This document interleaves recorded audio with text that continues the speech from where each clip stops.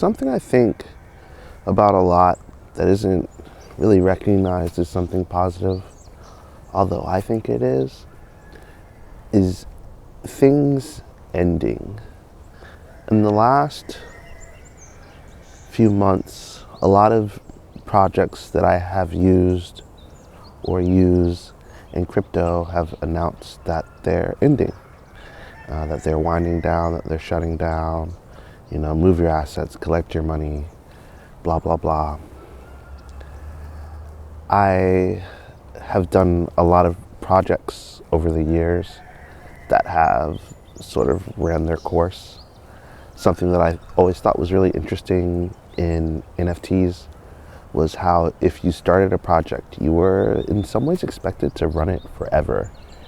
And the idea of things ending as a snapshot of a moment, especially as culture in a moment, feels really awesome.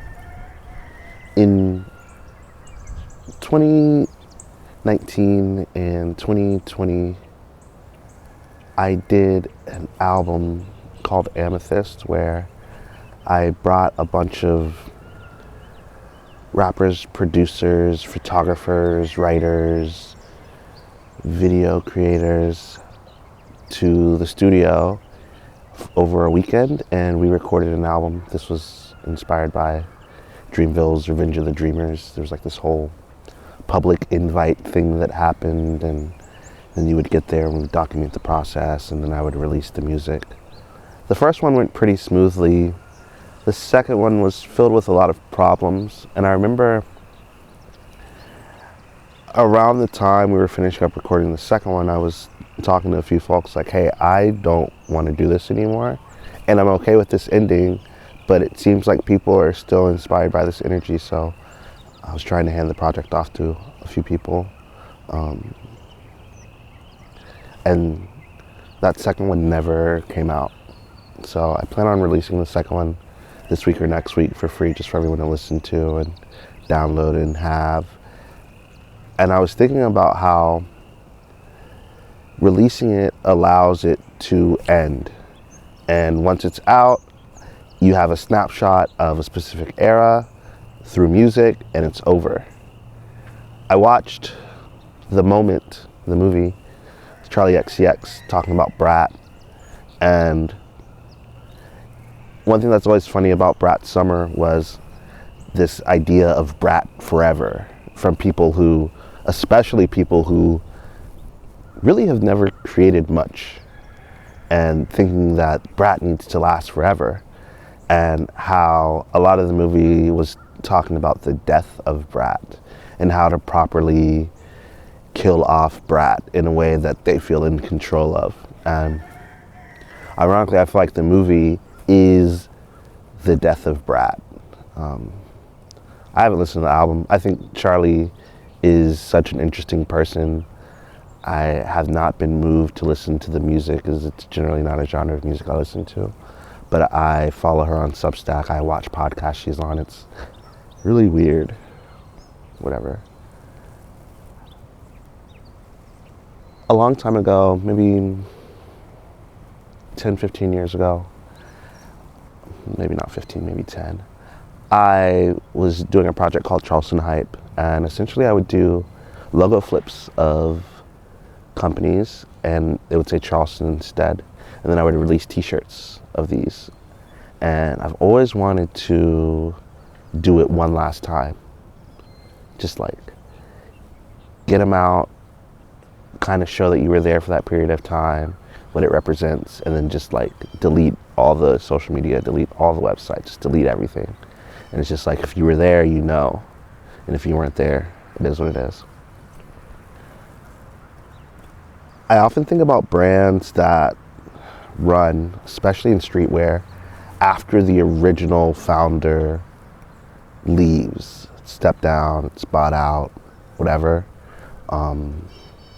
There are people who still refuse to wear BAPE after Nigo's time. My personal favorite brand and personal favorite person in streetwear, Scott Sasso from 10 Deep. The brand was sold a long time ago. Scott was seemingly pushed out. The whole story isn't really out, but he left the brand and people were able to recognize how things changed. Lots of skate brands were like that. Lakai, I think, recently got back to their original ownership. You're seeing, Supreme tried the whole creative director thing. That didn't go too well for them. I think about how when Virgil passed, Virgil Abloh, I guess I should say, I was really interested in Off-White ending at the same time. I think a lot of people are very happy to see Off-White continue as a company, as a brand, as a house. I guess now let's make it a house, right? And I just feel like when things end, it marks something.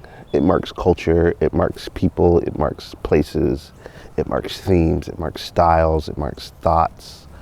I think when we look at a lot of art, you can tell what was going on in the world at that time. I watched a lot of anime. I was talking earlier today about how so much anime in the late 80s especially were really focused on post-apocalyptic worlds, sci-fi, corrupt governments, and how a lot of that was based in like post-World War II Japan, and how the creators of those series, who were kids at the time, saw the world. If you look at Japan, there's a lot of cultural phenomena that happens as protest or in recognition to the Japanese culture.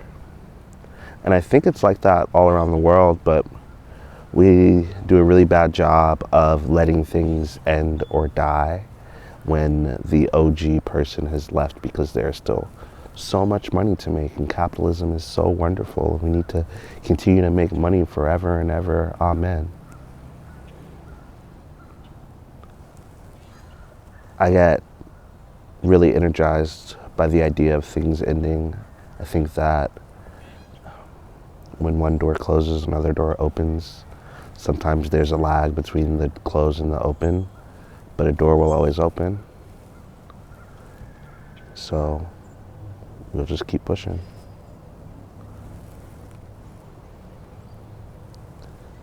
I'll catch you guys next week.